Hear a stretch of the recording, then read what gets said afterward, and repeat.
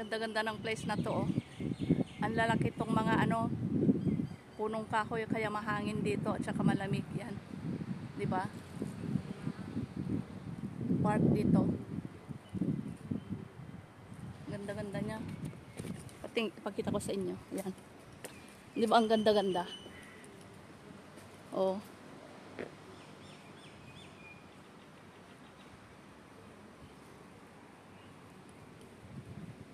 Ang lalaki na puno.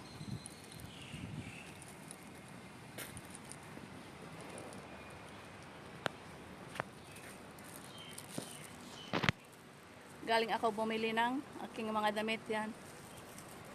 Mga second hand lang naman. Yung pang everyday life, pang everyday gamit sa ano, sa daycare center, di ba?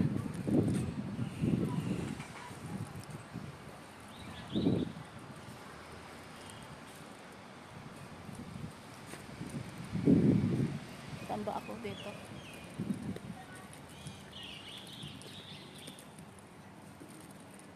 Ganda-ganda ng puno dito, oh. Gusto kong kumuha ng ano dito.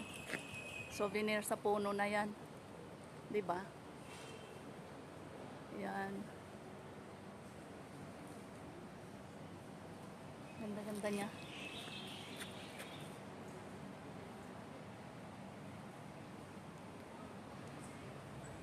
Maganda ito kasi ano,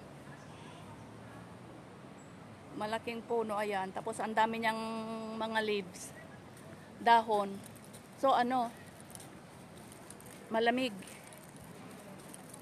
'Di ba?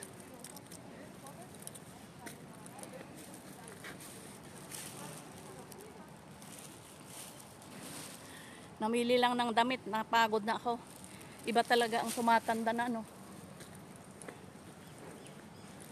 Dito rin, oh. 'Di ba? Yan. Malalaking puno. Sana maraming ganyan din sa Pilipinas. Itanim sa mga bundok na kalbo.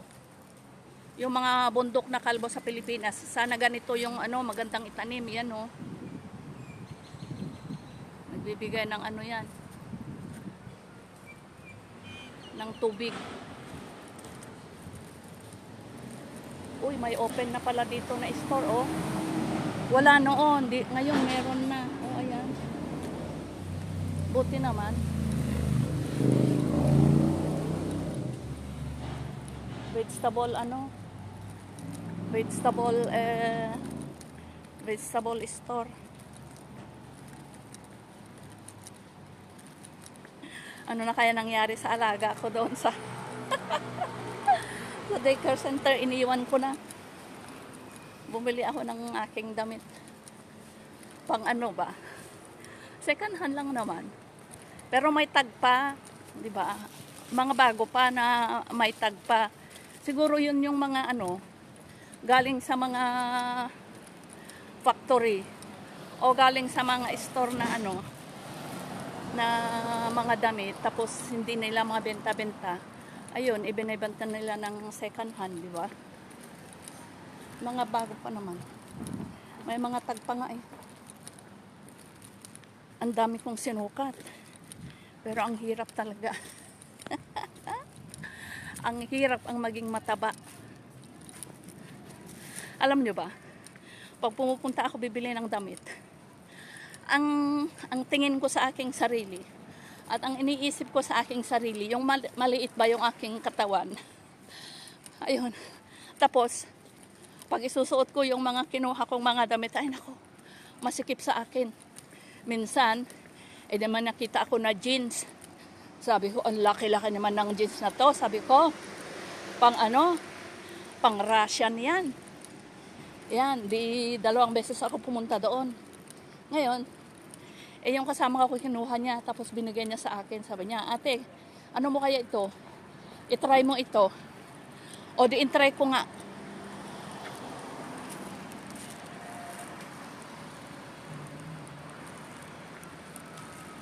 In-try ko. Tapos, kasya sa akin. Ang akala ko, sino bang tumatawag, no? Ravinder Jas.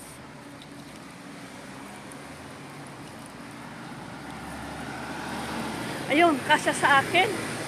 Sabi ko, nako, ang laki-laki ko pala. Ang taba-taba ko. Ang taba-taba ko pala. Yung iniiwasan ko na jeans, akala ko pang Russian. Kasi ang laki-laki. Nung isinuot ko, kasyang-kasya sa akin. Ano ba yan?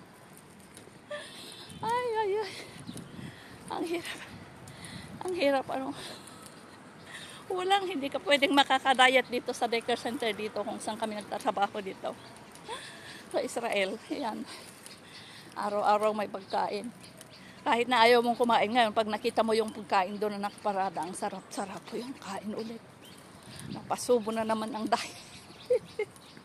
Hanggang sa isip na lang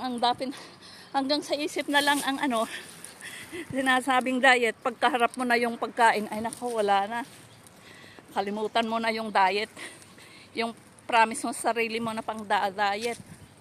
Magda-diet, wala na. Ayan. Pagod na ako. O, diba dito? Gustong-gusto ko yung mga ganito shaded. Maraming malalaking mga plants kasi mahangin at saka malamig. Sige na. Thank you very much guys for watching. This is Rosanna Life Journey signing out from Tel Aviv, Israel. Bye. See you again next time.